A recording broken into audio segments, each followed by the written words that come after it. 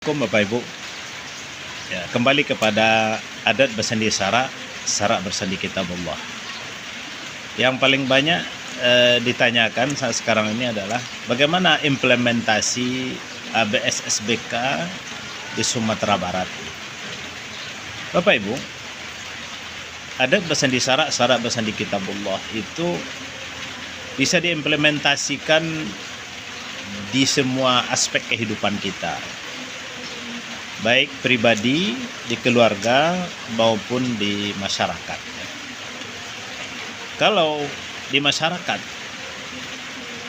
implementasi dari ABSBK itu adanya berdirinya masjid-masjid ya di setiap nagari,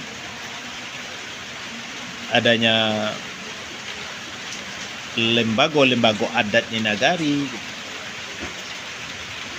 Kemudian juga bagaimana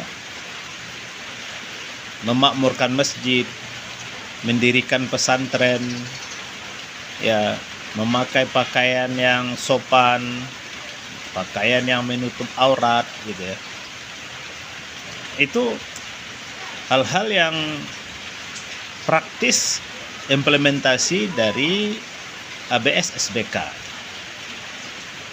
Jadi suatu nagari bisa dianggap ABS SBK-nya berjalan dengan baik kalau masjidnya ramai, gitu ya. Kemudian surau-suraunya menjadi tempat belajar Al-Quran, menuntut ilmu, gitu ya. Kemudian nilai-nilai musyawarah dihidupkan di nagari kita. Nah, itu bahagian dari implementasi dari ABS SBK.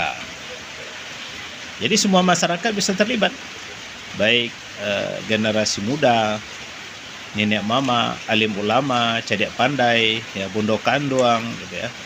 Nah, semua aktivitas yang sesuai dengan nilai-nilai Al-Quran dan Sunnah, nilai-nilai Islam, itulah ABS SBK. Dan ke depan memang mesti kita tingkatkan karena ya sudah ada undang-undang yang melindungi implementasi ABS SBK baik di nagari, di tingkat kabupaten kota maupun di Sumatera Barat. Ya, berbahagialah masyarakat Sumatera Barat ya dengan Undang-Undang Nomor 17 Tahun 2022.